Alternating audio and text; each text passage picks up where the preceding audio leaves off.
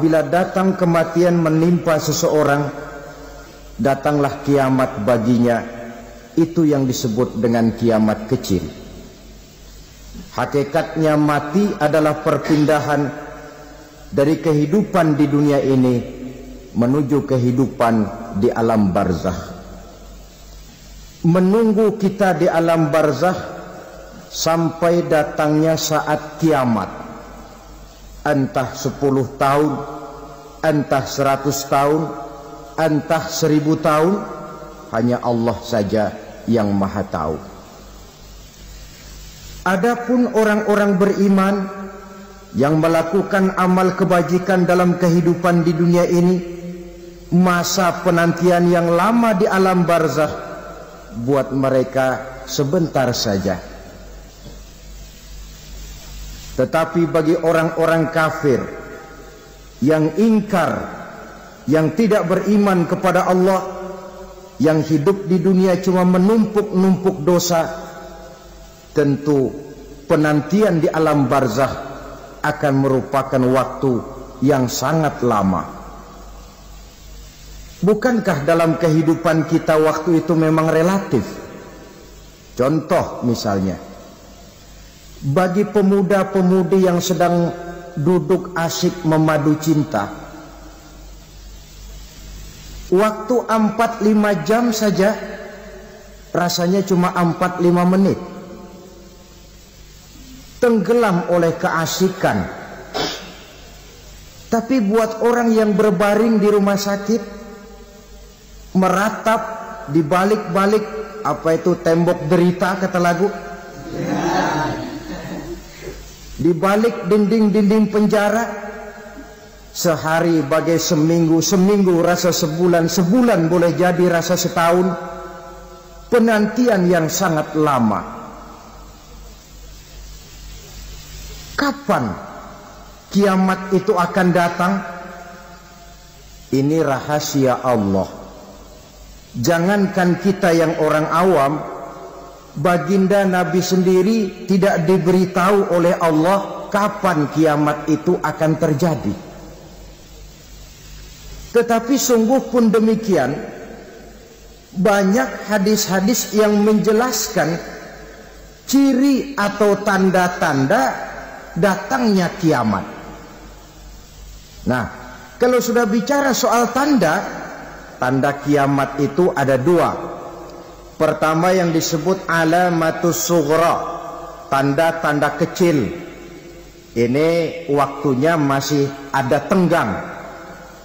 Ada yang dinamakan alamatul kubra, tanda-tanda besar. Artinya kiamat sudah diambang pintu. Apa tanda-tanda kecil dari datangnya hari kiamat itu? Misalnya kata Nabi, apabila ilmu sudah diangkat oleh Allah. Artinya apabila ulama sudah banyak wafat, minat orang belajar agama berkurang, lalu kebodohan nampak merajalela di mana-mana, zina dikerjakan secara terbuka, minuman-minuman keras jadi kebanggaan, itu termasuk di antara tanda-tanda kecil terjadinya hari kiamat.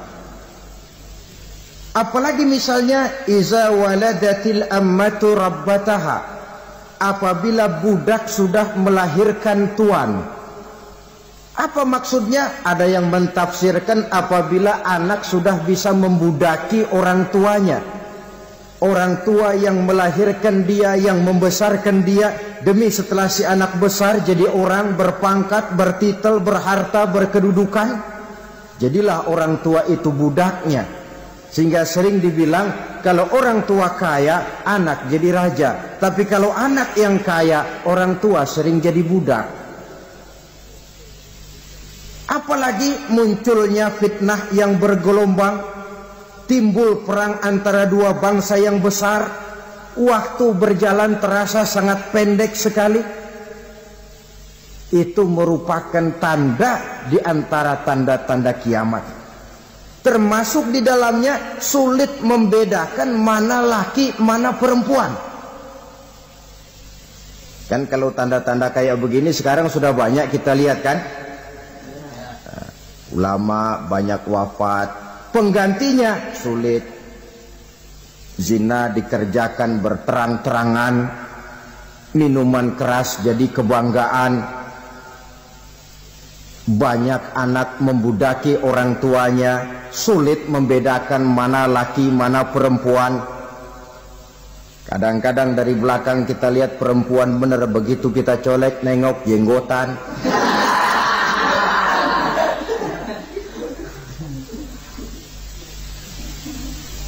Ini termasuk tanda-tanda kecil, masih ada tenggang sampai akan terjadinya kiamat itu. Nah, yang dimaksud dengan tanda-tanda besar, ini tanda besar artinya kiamat sudah diambang pintu. Pertama, matahari terbit dari sebelah barat. Apabila matahari sudah terbit dari arah sebelah barat, tertutuplah sudah pintu taubat. Bersabda Nabi kita, la taqumus sa'atu hatta tatlu'a syamsu min maghribiha. Tidak akan datang hari kiamat sampai matahari terbit dari arah sebelah barat. Fa iza tala'at, manakala matahari telah terbit dari arah sebelah barat, wa ra'ahan nasu, manusia banyak menyaksikan itu, amanu ajma'un, mereka pun lalu beriman. Yang tadinya kafir, yang tadinya ingkar, yang tadinya membangkang, setelah melihat matahari terbit dari sebelah barat, buru-buru beriman, berlomba-lomba mengucap 2 kalimat syahadat. Tapi apa yang terjadi? Kata Nabi, wadzalika hina la yanfa'u nafsan imanuha lam takun amanat min qabl. Hari itu adalah hari yang iman sudah tidak berguna lagi bagi seseorang apabila sebelumnya memang dia tidak pernah beriman. Au kasabat fi imaniha khaira, atau beriman tetapi tidak pernah melakukan kebajikan di dalam keimanannya itu. Hari yang sudah kasib, hari yang sudah terlambat, beriman tidak akan ada gunanya lagi. Ini pelajaran buat kita. Sebelum sang surya terbit dari sebelah barat, sebelum nafas sampai di tenggorokan, artinya pintu taubat masih terbuka. Kalau 2 hal itu sudah terwujud, nafas sudah sampai di kerongkongan atau matahari sudah terbit dari arah sebelah barat, tertutuplah sudah pintu taubat. Tak ada lagi gunanya pangkat, jabatan, harta, bahkan beriman pun dalam suasana macam itu. Too late, kata orang Kulon. Sudah terlambat. Matahari terbit dari arah sebelah barat. Itu tanda besar, artinya kiamat sudah diambang pintu. Lalu apalagi tanda besar? Munculnya Dajjal. Dajjal artinya pendusta-pendusta yang menyesatkan manusia. Ada 2 macam Dajjal, saudara. Ada Dajjal kecil, ini Dajjal kelas teri. Kalau ini sejak zaman Rasulullah sudah ada itu. Tiap zaman ada. Di zaman Rasulullah misalnya ada yang bernama Aswad al-Unsi dari Yaman.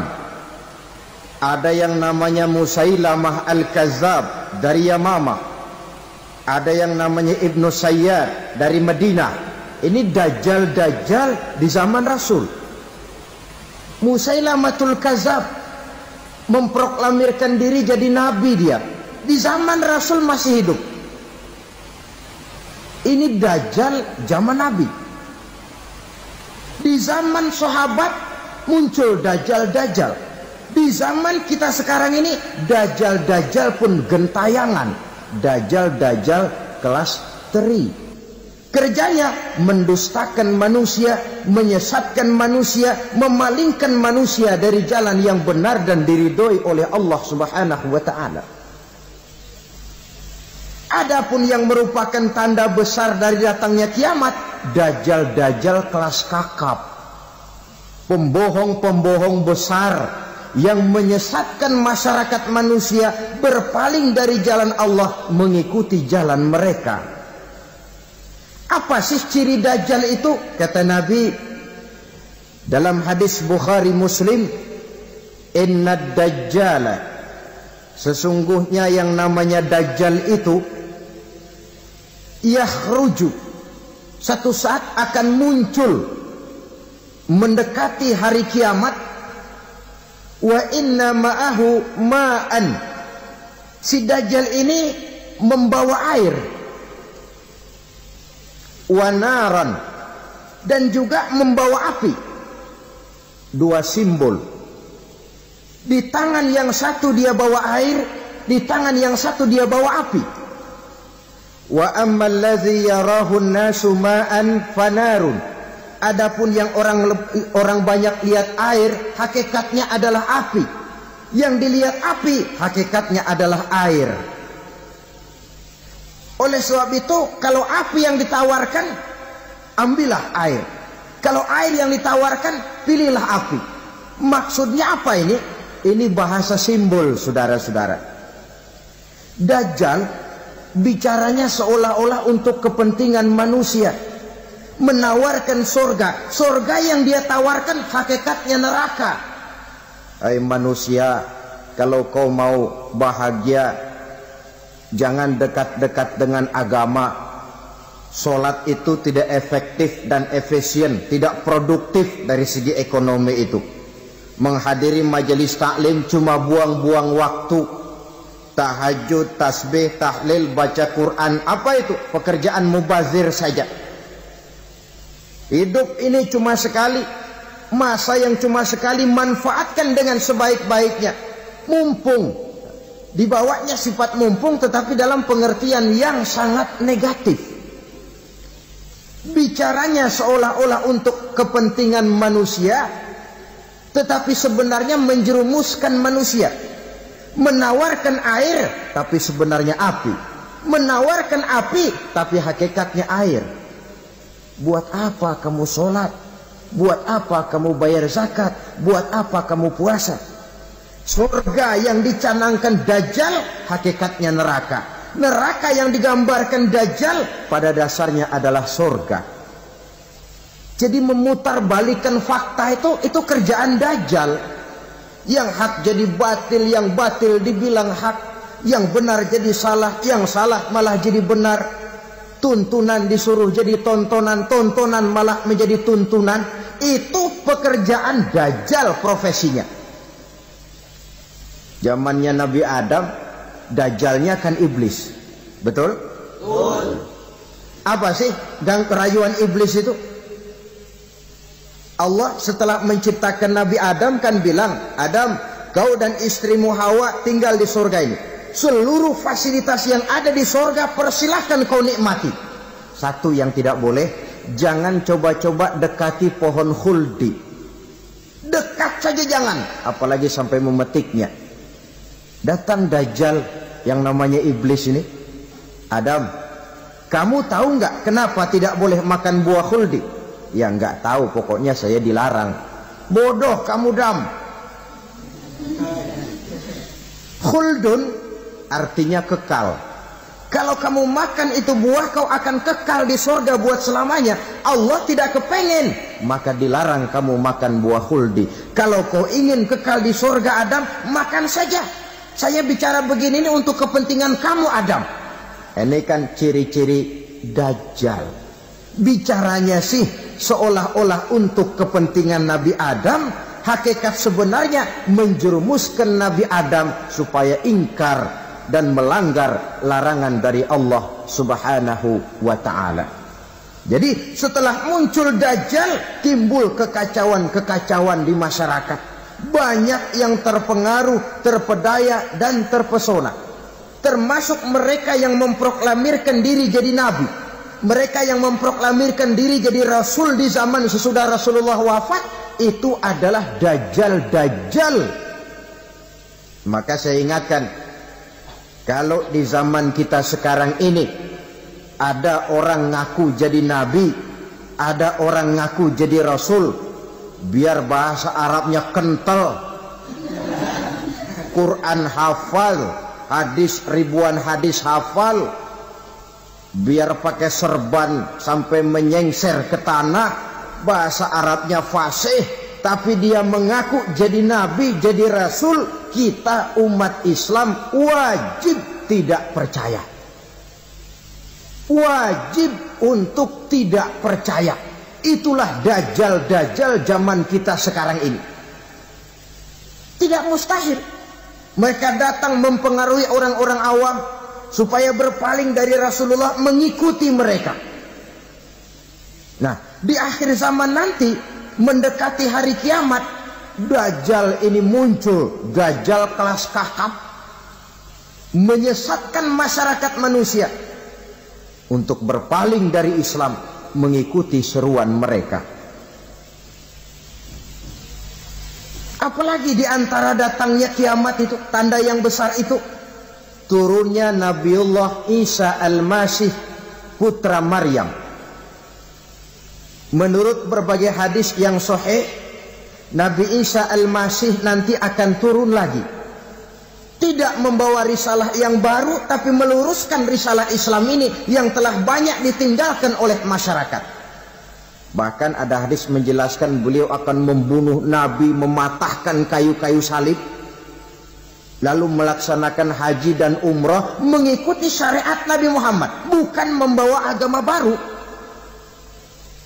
Menjadi semacam mujaddid, reformer, menyelamatkan manusia dari bisikan dajjal. Bahkan ada riwayat yang menjelaskan bahwa Nabi Isa berhasil mengalahkan dajjal, mengembalikan masyarakat manusia kembali kepada ajaran Islam yang datang dari Allah, dibawa oleh Rasulullah Sallallahu Alaihi Wasallam. Dengan kata lain, turunnya Nabi Isa bukan sebagai Nabi dan Rasul baru, tetapi mengikuti syariat Nabi kita Muhammad Sallallahu Alaihi Wasallam. Saudara hadirin, ibu-ibu hadirat yang saya hormati, kemudian apalagi di antara tanda-tanda besar akan datangnya kiamat itu? Keluarnya asap atau awan. Kata Nabi, inna min asrati sa'ah dukhanan yamla'u ma bainal masyriqi wal maghrib. Di antara tanda-tanda kiamat, munculnya awan atau asap yang memenuhi antara langit dan bumi.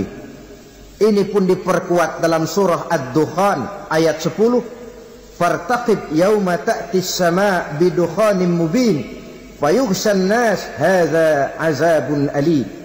Bagi orang-orang yang beriman, mereka biasa-biasa saja, tapi bagi orang kufur, datangnya asap dan awan ini merupakan azab yang kelewat pedih.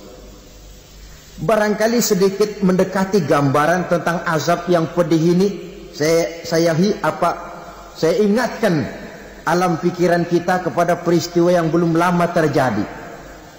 Pernah dengar berita bocornya reaktor nuklir di Chernobyl, Uni Soviet? Pernah dengar? Nah. Bocornya reaktor nuklir di Chernobyl yang mengakibatkan ratusan bahkan sangat mungkin ribuan nyawa. Cuma satu reaktor. Bagaimana kalau seluruh cadangan nuklir yang dimiliki oleh para negara adik kuasa ini diledakkan? Bahkan yang konon menurut catatan, cadangan nuklir yang dimiliki bersama oleh Amerika dan Rusia sekarang ini sudah sanggup memusnahkan 6 miliar manusia, 1,5 kali lebih banyak dari jumlah manusia yang nongkrong di permukaan bumi ini.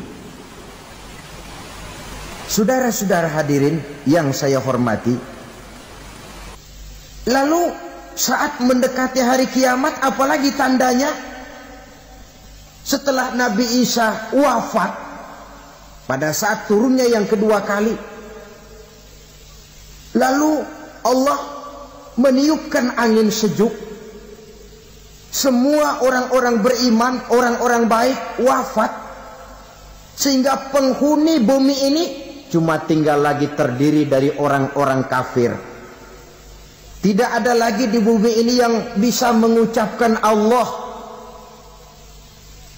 Sehingga dalam hadis qudsi itu ada keterangan, innallaha azza wa jalla yaqulu li Israfil. Allah pernah pesan kepada malaikat Israfil. Kata Allah, Israfil, iza sami'ta qailan yaqul Allah Allah fa akhirin nafah 40 sanatan ikraman liqailiha. Hai Israfil, apabila kau dengar di permukaan bumi masih banyak orang yang mengucapkan Allah Allah, maka tunda sangkakala kiamat itu 40 tahun. Untuk apa? Ikraman liqailiha, menghormati orang yang mengucapkan Allah Allah itu. Wah, jadi karena sekarang masih banyak yang mengucapkan Allah, besar hatilah kita, masih jauh kiamat itu. Tapi jangan lupa, kiamat pribadi, kiamat kecil itu yang nggak kita sangka-sangka. Ajal datang mencabut nyawa, itu kiamat pribadi, dan itu yang pasti kita hadapi, dan itu yang membuat kita tidak boleh bersikap main-main di dalam kehidupan sekarang ini. Saudara hadirin yang saya hormati, tidak ada lagi orang-orang muslim. Seluruh penduduk dunia ini kafir. Lalu terciptalah struktur sosial yang berlandaskan prinsip hidup semau gue. Bakal terjadilah prinsip di mana yang kaya menyantap yang miskin, yang kuat menindas yang lemah.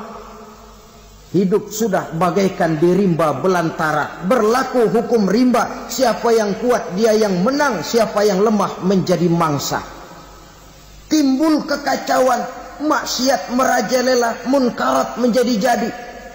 Sehingga isi bumi ini penuh dengan segala macam perbuatan dosa. Tidak ada perlunya lagi alam diperpanjang temponya. Datang saat yang sudah dijanjikan oleh Allah Azza wa Jalla, maka terjadilah yang disebut kiamat kubra, kiamat besar, kiamat hancur-hancuran. Bagaimana kejadian ini dimulai? Dalam surah Az-Zumar ayat 68, Allah Subhanahu wa taala berfirman, wa nufikha fis-suri fasa'iqa man fis samawati wa man fil ardi illa man sya'allahu. Maka manakala ditiuplah sangkakala, terkejutlah seluruh yang ada di langit dan seluruh yang ada di bumi. Bila saat kiamat datang, Allah perintah malaikat Israfil, Israfil, tiup sangkakalamu. Ditiuplah sangkakala oleh malaikat Israfil. Yang akibat daripada tiupan itu, seluruh yang ada di langit, seluruh yang ada di permukaan bumi terkejut. Yang ada di langit siapa? Malaikat kan. Bayangin aja kalau malaikat kaget, apalagi kita.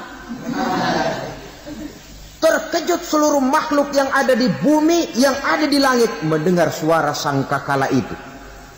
Bunyinya tidak sanggup kita bayangkan dahsyatnya. Ledakan nuklir, ledakan neutron, belum apa-apa ketimbang bunyi sangkakala malaikat Israfil ini. Nah, lalu mendengar bunyi sangkakala ini, gemparlah makhluk, kacaulah alam. Bumi gempa, planet-planet bertabrakan, gunung meletus, air laut tumpah ke darat, angin topan bertiup, halilintar menyambar. Lalu semua yang bernama hidup mati total. Mati bareng tanpa persiapan. La haula wa la quwata illa billah. Saya kadang-kadang dalam tafakur bermohon, ya Allah, mudah-mudahan saya nggak nemuin kiamat beneran. Ngeri, nggak bisa kita bayangkan macam apa suasana seperti itu. Allah saja banyak memberikan gambaran, misalnya Al-Qari'ah, wa mal qari'ah, wa ma adraka mal qari'ah. Kejadian yang menggemparkan. Tahukah kamu apa kejadian yang menggemparkan itu? Yauma yakunun nasu kal farasil mabsus wa takunul jibalu kal ihnil manfus. Pada saat itu manusia berterbangan bagai kupu-kupu, gunung berterbangan seperti kapas ditiup angin. Gunung saja macam kapas, konon lagi manusia. Kematian total, mulai semut sampai gajah mati,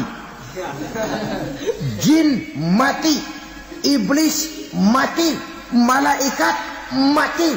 Malaikat saja mati. Saudara hadirin yang saya hormati, kematian total yang tanpa persiapan. Orang bilang, Pak, kalau mati bareng begitu yang repot malaikat maut dong ya. Cabut sana, cabut sini. Itu kalau menurut logika kita, mestinya begitu menurut logika. Tapi logika juga yang bilang nggak perlu serepot itu.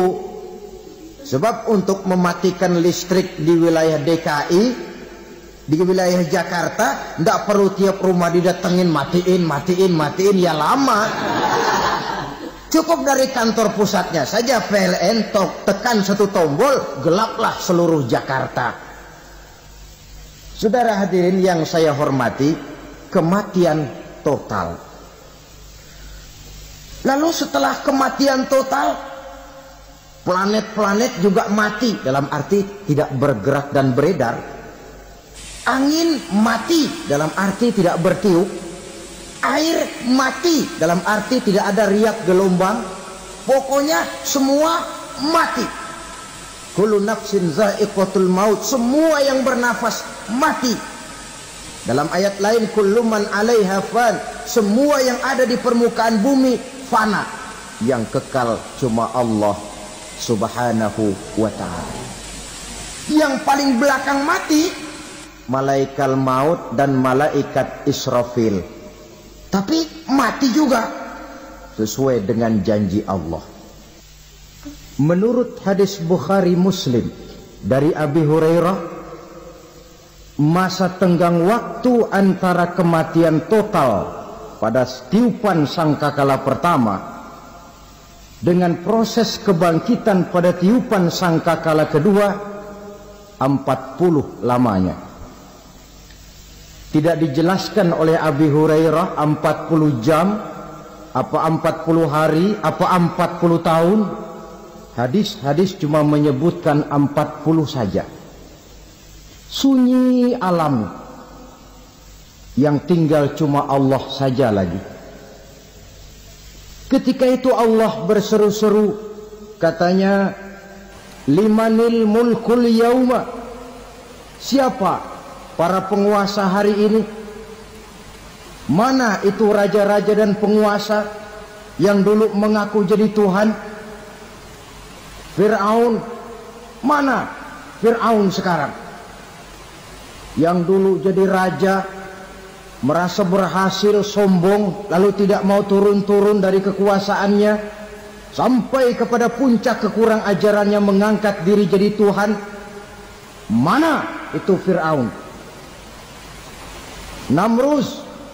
Mana sekarang Namrus? La ilaha illa ana. Ternyata tidak ada Tuhan lain selain daripada aku, kata Allah.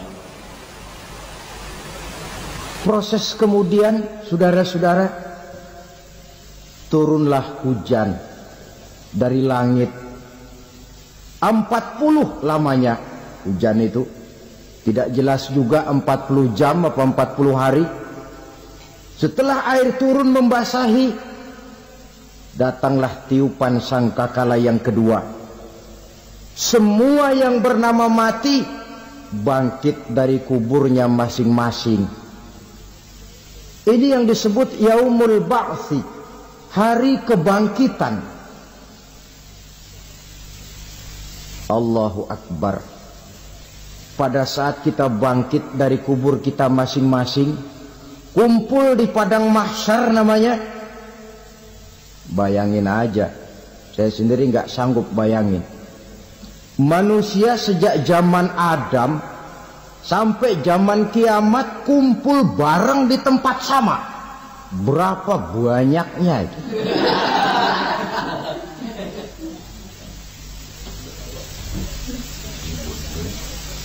Dan yang luar biasa menurut satu riwayat, pada saat bangkit itu, Masya Allah, roman muka kita berubah, disesuaikan dengan amalan kita waktu di dunia ini. Barang siapa yang waktu di dunia amalannya itu amalan tikus, di akhirat nanti dia bangkit dari kubur, mukanya seperti muka tikus. Gagah betul badannya, tapi mukanya seperti tikus. Kenapa? Amalannya waktu di dunia seperti amalan tikus. Apa amalan tikus itu? Suka ngegeragoti barang yang sudah disimpan rapi-rapi. Orang sudah simpan uang rapi-rapi, simpan perhiasan rapi-rapi, digeragoti oleh tikus. Maling-maling, pencoleng-pencoleng, koruptor-koruptor, itu nanti di akhirat nanti kita lihat mukanya seperti muka tikus. Oh, ini waktu di dunia suka nyolong, mukanya seperti muka tikus. Barang siapa yang waktu di dunia ini amalannya itu amalan macan, dia akan bangkit nanti mukanya seperti muka macan. Apa amalan macan? Macan itu amalannya menang-menangan. Orang yang mau menang saja nggak mau mengalah. Coba lihat di hutan, kenal hutan nggak? Di hutan, raja hutan di mana-mana pasti macan, betul kan? Betul. Padahal hutan belum pernah bikin pemilihan umum. Tapi macan tidak peduli ada pemilihan umum apa tidak, pokok saya raja. Sebab apa? Macan jadi raja itu bukan karena benar, tapi karena kuat jadi raja. Setelah dia jadi raja, rakyat hutan yang mesti dilindungi malah dimakan oleh raja macan. Kambing rakyat hutan dimakan oleh macan. Ayam rakyat hutan dimakan oleh macan. Itu nanti kita lihat di akhirat itu mukanya seperti muka macan, gagah betul. Lalu barang siapa yang di dunia ini amalannya itu seperti amalan anjing, nanti dia punya muka seperti muka anjing. Apa amalan anjing?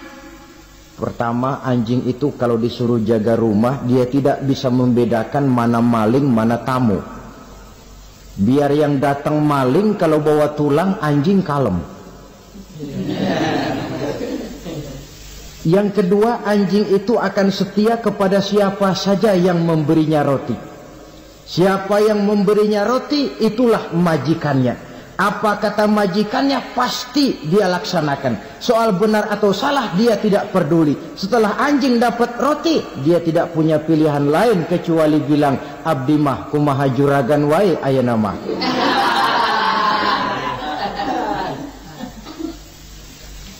Saudara hadirin yang saya hormati, berkumpul di padang mahsyar, tiap orang sibuk dengan persoalannya masing-masing. Matahari waktu itu didekatkan oleh Allah, panas luar biasa. Ada yang saking panasnya itu mencucurkan peluh keringat sampai sebatas mata kakinya. Ada yang keringatnya sampai sedengkulnya, ada yang keringatnya sampai sepusatnya, ada yang keringatnya mengalir sampai sebahunya, ada yang kelelap oleh keringatnya sendiri. sementara orang di sampingnya nggak apa-apa.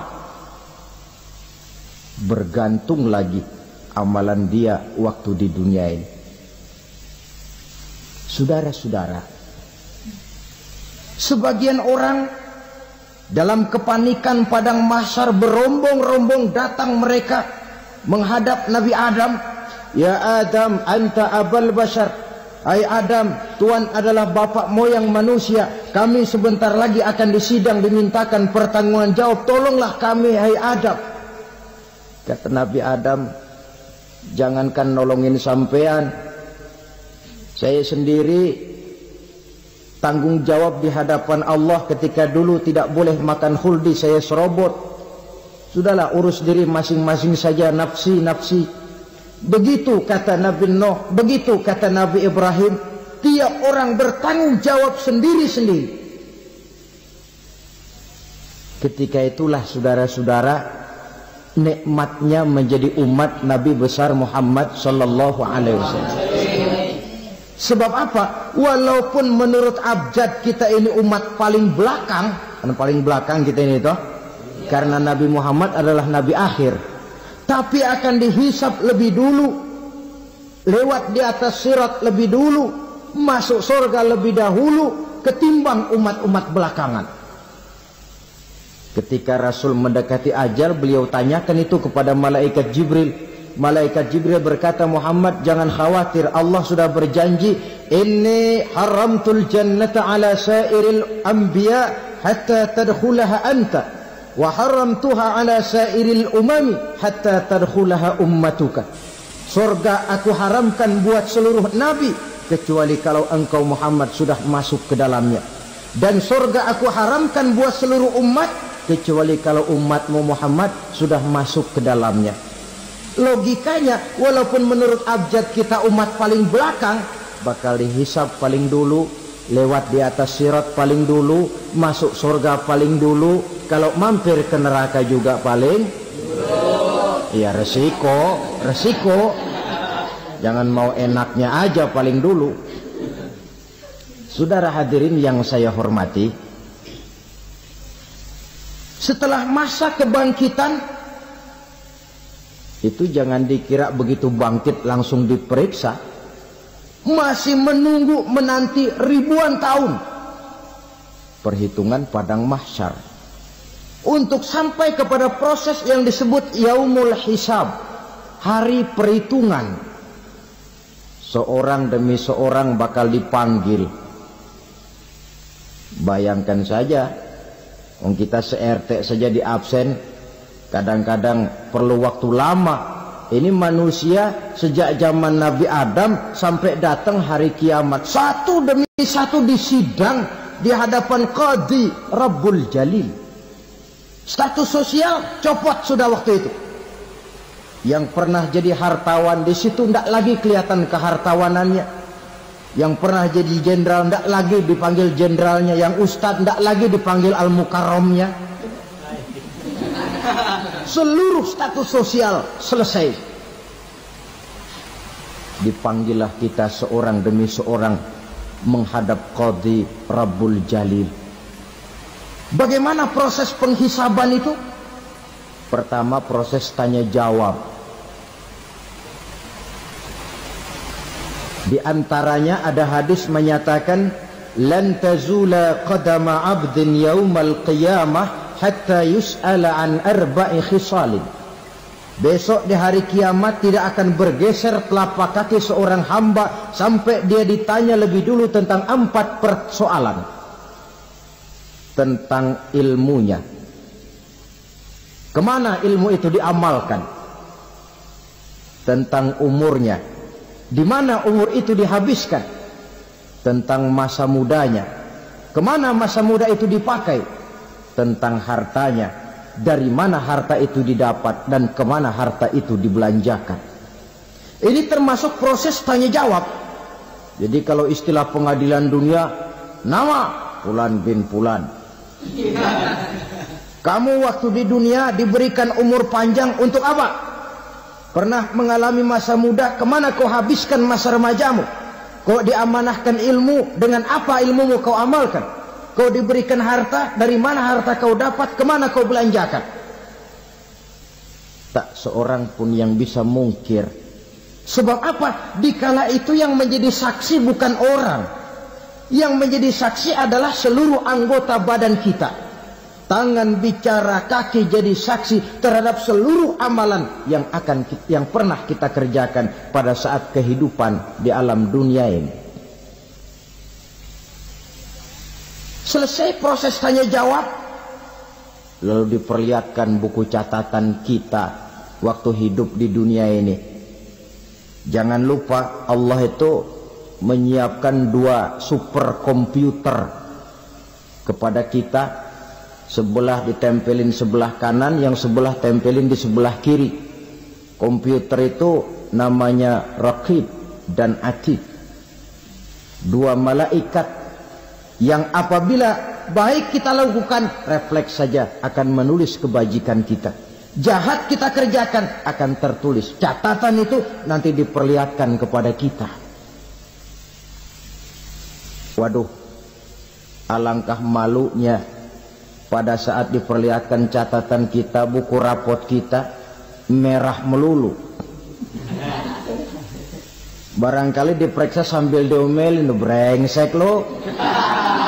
Buku merah melulu begini, bagaimana waktu hidup di dunia? Tidak cukup diperlihatkan buku catatan kehidupan, rekaman kehidupan. Rekaman kehidupan kita secara utuh sejak terlahir sampai ajal datang merenggut nyawa.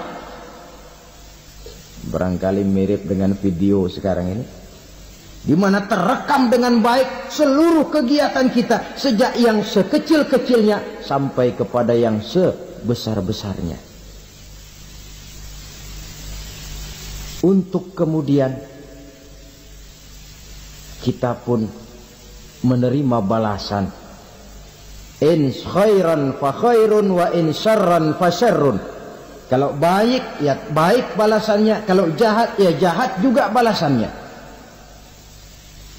Catatan-catatan kita diberikan.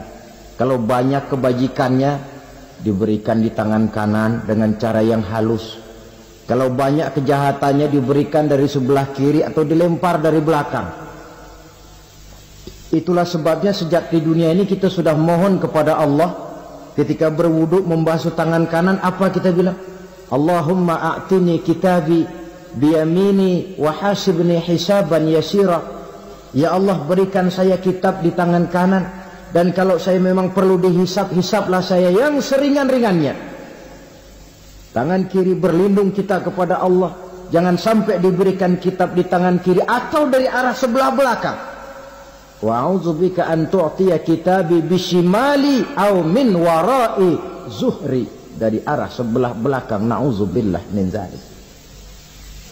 Setelah selesai lewat proses penghisaban, lewat mizan, timbangan, maka yang sudah selesai dihisab itu bergeraklah menuju sirat, jembatan yang terbentang menuju surga melalui neraka.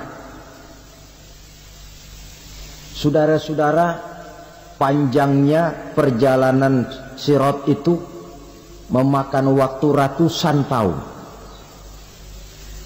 Tetapi orang yang lewat di atas sirat pun macam-macam, bergantung amalannya ketika di dunia ini. Ada yang lewat di atas sirat itu kalbarkil khatib, seperti kilat yang menyambar, lep, sudah sampai dia di surga. Cepat bukan main. Ada yang lewat di atas sirat itu seperti orang lari-lari. Ada yang lewat di atas sirat itu seperti orang jalan biasa. Ada yang sambil merangkak, ada yang sambil ngesor, ada yang sambil gelayutan, ada yang selamat sampai ke ujung ke surga, ada yang tergelincir jatuh masuk ke dalam neraka, bergantung amalannya dalam kehidupan di dunia sekarang ini. Tiap kita akan melewati yang namanya sirat ini. Saudara-saudara kaum muslimin yang saya hormati, Dengan demikian mereka yang selamat melalui sirat sampai ke terminal akhir surga, mereka yang ketika dihisab ternyata banyak kejahatannya daripada kebaikannya, mereka singgah di dalam neraka. Nah, adapun orang-orang yang beriman menurut ayat Quran dan hadis Nabi itu nanti ada bermacam-macam. Ada orang beriman itu yang dimasukkan surga. Ada orang beriman itu yang dimasukkan ke dalam surga. Ada orang beriman itu yang disebut penduduk surga. Kenapa lain-lain, Pak? Karena waktu di dunia amalannya juga lain-lain. Ada orang beriman yang masuk surga. Ini paling murah tiketnya. Mau masuk surga? Kata Nabi begini, ma min abdin qala la ilaha illallah thumma mata ala dhalik illa dakhalal jannah. Kalau seorang hamba sudah mengucap dua kalimat syahadat, dia yakin dengan kebenaran kalimat itu sampai matinya, orang itu akan masuk surga. Abi Dzar yang waktu itu diajak bicara heran, ya Rasul kok gampang betul? Iya. Walaupun orang itu mencuri, iya. Walaupun orang itu berzina, iya. Biar dia mencuri, biar dia berzina, kalau dia sudah mengucap dua kalimat syahadat, dia yakin dengan kebenaran kalimat itu sampai matinya, itu orang akan masuk surga. Jadi masuk surga cukup dua kalimat syahadat, yakin sampai mati, masuk surga. Itu perkara masuk. Tapi kalau pertanyaannya diterusin, masuknya kapan, Pak? Nah, ini lain lagi urusannya. Sebab ada yang masuknya itu langsung, ada yang mampir dulu. Di sana tempat cuma dua, kalau tidak surga, neraka. Mau ke surga tapi mampir dulu, yang mampirnya jelas di neraka. Kenapa? Dalam hadis qudsi ada riwayat, nanti itu di akhirat, setelah Allah selesai mengatur penduduk surga masuk surga, yang neraka masuk neraka, Allah berkata kepada malaikat Malik, malaikat Malik, labaik ya Allah, itu bajingan-bajingan tengik, manusia-manusia durjana yang waktu di dunia tidak mau sujud, jauh dari ulama, gemar melakukan yang munkarat dan maksiat, hidup di tengah masyarakat selalu jadi bibit keonaran, kufur, sudah masuk neraka semua. Sudah ya Allah. Nah, kalau sudah, coba sekarang kamu masuk, Malik. Saya, iya, masuk neraka. Mau apa ya Allah? Kata Allah, akhriju minan nar man kana fi qalbihi misqala habbatin min khardalin min iman. Kau masuk neraka, cari di dalam neraka orang-orang yang ada imannya walaupun kecil sebesar biji zarah, angkat mereka keluar. Masuk malaikat Malik ke neraka, cari orang yang ada imannya, korek-korek. Ya repot, udah pada gosong. Yang ada imannya diangkat ke atas, yang ada imannya diangkat ke atas, lalu dimandikan di Nahrul Hayat, namanya sungai kehidupan di akhirat nanti. Cakep lagi rupanya, bersih lagi wajahnya, apel di hadapan Allah. Kata Allah, bagaimana Mas? Kapok nggak sampean? Kapok ya Allah. Nah, kalau kapok, idhab fadkhulil jannah, pergi masuk surga sana. Berangkat mereka ke surga, ketemu sama teman-temannya yang udah sampai lebih dulu, yang nggak pakai mampir lagi. Terjadi dialog. Kata teman-temannya yang udah pada nyampe duluan, Mas, iya, emang baru sampai? Saya baru sampai. Memang mampir di mana dulu Mas? Kita sudah lama sampai di surga. Saudara buka surah Al-Muddatsir ayat 34-35. Ma salakakum fis saqar? Kenapa kamu mampir di neraka Saqar? Qalu lam nakum minal musallin. Mereka menjawab, kami mampir di neraka Saqar, Mas, gara-gara dulunya kami waktu di dunia ndak pernah sholat. Ndak pernah sholat? Ndak pernah. Karena rumahnya dekat masjid. Cuma dekat doang, Mas. Sholat mah enggak saya. Enggak pernah ngasih makan fakir miskin, enggak pernah hadir di majelis taklim, pendeknya enggak pernah melakukan kebajikan, maka saya pun mampir di neraka Saqar. Untung betul saya punya iman, Mas, sedikit. Waktu hidup di dunia dulu saya pernah mengucap 2 kalimat syahadat, sekali-kalinya waktu mau kawin. Masya Allah. Untung saja kawin. Kalau nggak kawin polos.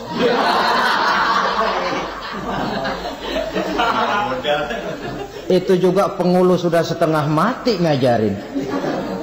Asyhadu alla, asyaduaan, asyaduaan.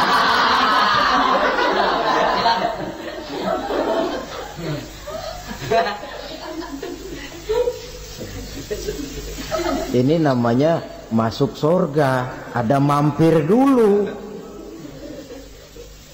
Ada pula orang mukmin itu yang dimasukkan surga. Namanya dimasukkan kan terima beres. Saya masuk ke rumah, jalan sendiri, cari tempat sendiri. Saya dimasukkan ke dalam rumah, terima beres, pokok ada di dalam, itu dimasukkan namanya. Nggak pakai mampir. Tapi tentu tiketnya lebih mahal ketimbang yang pertama tadi. Apa kata Allah? Innal ladzina amanu wa amilus solihat la ukaffiranna anhum sayyi'atihim wa la udkhilannahum jannah. Sesungguhnya orang-orang yang beriman kemudian beramal soleh, kami hapuskan segala dosa dan kesalahannya, kami masukkan mereka ke dalam surga. Lihat ayatnya. Allah yang memasukkan, kita yang dimasukkan. Tidak pakai transit, tidak usah mampir. Cuma tidak cukup syahadat, tidak cukup amanu, tapi diiringi dengan wa'amilus salih. Iman, amal. Tidak cukup syahadat, lalu dibuktikan dia sholat, dia zakat, puasa, lalu dia melakukan berbagai macam kebajikan. Ini yang menyebabkan dia tidak pakai mampir di tempat yang bernama Saqar. Lalu ada pula orang mukmin itu yang disebut penduduk surga. Wah, ini sudah VIP ini. Ashabul jannah, penduduk surga. Siapa mereka? Kata Allah, innal ladzina amanu summa istaqamu fala khaufun 'alaihim wa la hum yahzanun ulaika ashabul jannah hum fiha khalidun. Sesungguhnya orang-orang yang beriman lalu istiqamah, tetap dalam melaksanakan perintah Allah, tidak goyah, tidak labil tapi stabil, istiqamah, mereka tidak takut dan tidak bersedih hati. Merekalah penduduk surga. Iman, istiqamah. Tidak punya duit, sembahyang. Banyak duit, sembahyang. Miskin, sembahyang. Kaya, tetap sembahyang. Istiqomah. Kadang orang kalau susah rajin ke masjid, banyak duitnya ngelihat masjid melengos. Itu yang dibilang waktu miskin hamba Allah, setelah kaya jadi hamba harta. Bergeser, tidak ada nilai istiqomahnya. Saudara-saudara, dengan begitu penduduk neraka itu dua. Ada penduduk permanen, ada penduduk yang semi permanen. Yang semi permanen orang-orang beriman yang mempunyai dosa besar. Mereka masuk ke neraka untuk menerima azab sesuai dengan dosanya. Bila selesai masa azab itu, mereka akan diangkat untuk ditempatkan kembali ke dalam surganya Allah Subhanahu wa ta'ala. Nah, dikala itulah saudara-saudara, ada yang disebut syafaat dari Rasulullah Sallallahu Alaihi Wasallam. Tapi tentu jangan lupa syafaat ini ibarat kain, menambal dia Kita punya kain bolong-bolong sedikit, syafaat yang menambal. Sholat kita ada kurang dikit, sedekah kita ada campur riak dikit, amalan kita ada tidak karena Allah dikit, kita berharap syafaat. Jadi biarlah kain masih bolong-bolong, yang penting punya kain. Tapi kalau kainnya tidak ada, yang ditambal apanya? Sholat tidak, puasa tidak, zakat tidak, berharap syafaat saja. Ya, terlalu berlebihan itu. Saudara hadirin yang saya hormati, apabila selesai proses penghisaban, proses penghitungan, maka dikala itulah manusia terbagi dalam dua kelompok besar. Fariqun fil jannah wa fariqun fis sa'ir. Sekelompok orang-orang beruntung yang masuk ke dalam surga, dan sekelompok lagi masuk ke dalam neraka. Akan memakan waktu untuk menceritakan sifat surga dan neraka, tapi insya Allah pada kesempatan pertemuan lain saya sampaikan. Namun sebagai gambaran umum cukuplah saya sampaikan sebuah hadis qudsi. Allah jelaskan, a'dadtu li'ibadiyas salihin ma la 'ainun ra'at wa la uzunun sami'at wa la khatara fi qalbil bashar. Aku sediakan buat hamba-hambaku yang soleh, yang tidak pernah terlihat oleh mata, tidak pernah terdengar oleh telinga, dan belum pernah terdetik dalam hati manusia. Jadi kenikmatan surga belum pernah dilihat mata, belum pernah didengar telinga, belum pernah terdetik dalam hati. Pedihnya azab neraka belum pernah terlihat mata, belum pernah terdengar telinga, belum pernah terdetik dalam hati. Saudara hadirin yang saya hormati, oleh karena itu sebagai uraian akhir daripada kiamat ini, marilah sama-sama kita memanfaatkan hidup dengan sebaik-baiknya, supaya jangan timbul penyesalan di hari kemudian nanti. Mudah-mudahan kita seluruhnya diselamatkan Allah dari azab neraka dan mendapat surga dan ridhonya. Sekian dan demikianlah pertemuan kita kali ini. Terima kasih banyak atas segala perhatian. Mohon maaf atas segala kekurangan. Usikum wa nafsi bitaqwallah. Wassalamualaikum warahmatullahi wabarakatuh.